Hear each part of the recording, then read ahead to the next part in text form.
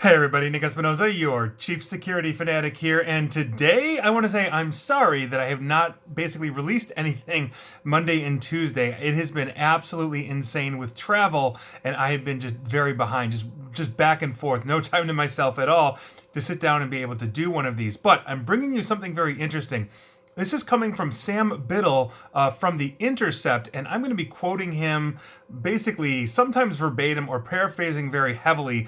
And I've obviously got my own thoughts on this, but he lays this out fantastically well. And today we are talking about Facebook because they literally have no idea where they keep your personal data. And here's what's going on with this. This is absolutely insane. So here's what's up. Again, Sam Biddle, The Intercept. If you're watching this or listening to this, excellent job. Please keep it up. Now here's what's up. In March, two veteran Facebook engineers found themselves grilled about the company's sprawling data collection operations in a hearing for the ongoing lawsuit over the Cambridge Analytica scandal. Now, in this hearing, a transcript was eventually and recently unsealed, and that was aimed basically at resolving one crucial issue. What information precisely does Facebook store about us, and where is it? The engineer's response, well, this is kind of nuts. They have no idea, even though they've got billions of users around the globe. Now, these omissions occurred during a hearing with Special Master Daniel Gary.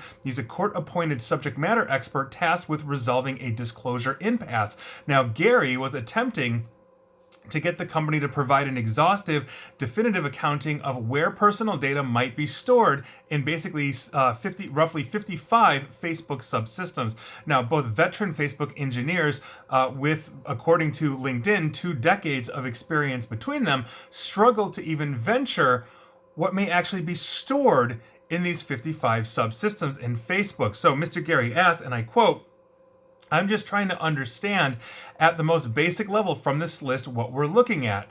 Then Eugene Zarashaw, a Facebook engineering director, replied, and I quote, "I don't believe there's a single person that exists who could answer that question. It would take a significant team effort to even be able to understand that, or to be able to answer that question, excuse me. Now, when asked about how Facebook might track down every bit of data associated with these user accounts, Zarashaw was stumped again. And I quote again, "It would take multiple teams on the ad side to track down exactly where the data flows. I would be surprised if there's even a single person that can answer that narrow question conclusively."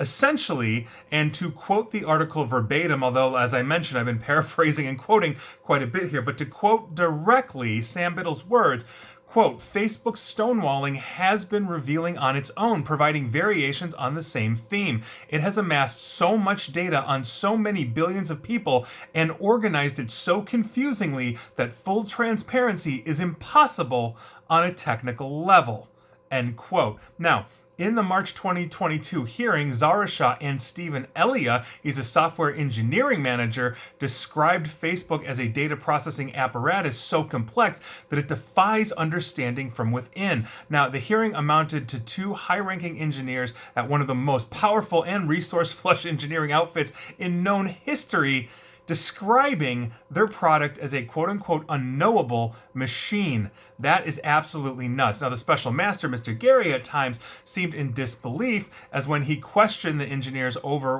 whether any of their documentation existed for a particular Facebook subsystem. He said, and I quote, "Someone must have a diagram that says this is where the data is stored." Zarashaw then responded, and I quote again, "We have a somewhat strange engineering culture compared to most, where we don't generate a lot of artifacts during the engineering process. Effectively, the code is its own design document often.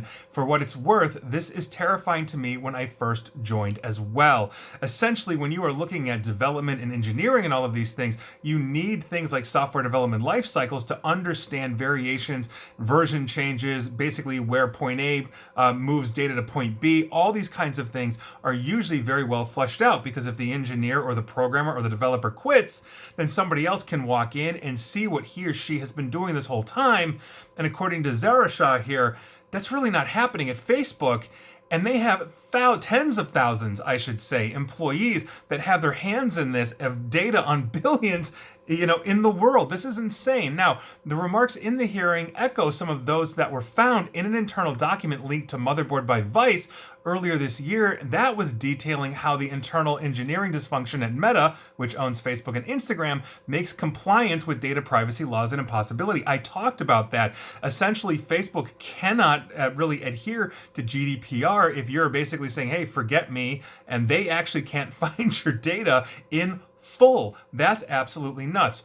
Quote, we do not have an adequate level of control and explainability over how our systems use data, and thus we can't confidently make controlled policy changes or external commitments such as, quote, we will not use X data for Y purpose. That's according to that document. And I read that quote months ago when that came out. I've been on this, as you know, for years if you're a longtime follower. Now, in an emailed statement that did not directly address the remarks from the hearing, because I want to put their side out there, Meta spokesperson Dina El-Kasabi told The Intercept that a single engineer's inability to know where all user data was stored came as no surprise. She said Meta worked to guard users' data, adding, and I quote, we have made and continue making significant investments to meet our privacy commitments and obligations, including extensive data controls, end quote. But you've got multiple engineers at director level, some of them, saying, we don't have maps. We can't figure this out. We've got roughly 55 subsystems. You tell me. It's going to take a whole bunch of people. So in that vein, sure. But the whole point is that there's got to be somebody, especially when they're going through a court case for something as damaging as Cambridge Analytica, if there was that person that oversaw, let's say, all the engineering directors and had that giant piece of the puzzle there, that would be the person that would be in the hot seat. That's the person that would be grilled by the special master. They don't have one of those. Meaning this is a one hand doesn't know what the other hand is doing, and somehow they're all keeping this together in one unified platform. It's one thing to have an interface, it's another thing to have a million different buckets where you're putting different types of data. Not to mention what I've talked about before, which came to light a few years back just before the pandemic, that researchers found over 100,000 individual databases outside of Facebook's ecosystem that contained Facebook user data. Essentially, these are the companies that were scraping the data, taking the data for advertising purposes and all of that. Facebook has never had a handle on their data. This is a huge problem. And if they expect us to continue to use this platform but not adhere to the data privacy laws, whether it's GDPR or CCPA in California, they were recently sued and lost in Illinois for biometrics under the BIPA in that state of Illinois. This is a huge problem, not to mention all the other privacy laws from, Canada all around the world on top of the United States and South America and everything else. This is crazy. And I can't believe that they are not being taken to task even further. And as I've said multiple times, it's really time to shut Facebook down. The damage that this company has done, not just to our privacy, but also to our mental health, addiction, everything else, not to mention our kids and everything. It really is time to put Mark Zuckerberg on trial, and if he's guilty, put him in jail and shut Facebook down. So there is a ton more that Sam Biddle went through in his article in The Intercept. I really recommend everybody read it. I just picked out some of the big points here that he had, and again, I quoted him extensively here. Fantastic reporting by Sam Biddle of The Intercept. Go check it out. But as always, just get off Facebook. I mean, I have a public Facebook for marketing, but if I lose followers, please feel free to follow me somewhere else. It's going to be better there. And please like, share, follow me here on, like I said, Facebook, or maybe not, and Twitter at NickAESP. And also, please feel free to subscribe to me at YouTube as well. Hit that button. And as always, stay safe, stay online, and please attempt to stay private unless you're on Facebook, in which case that's not possible. Thanks, everybody.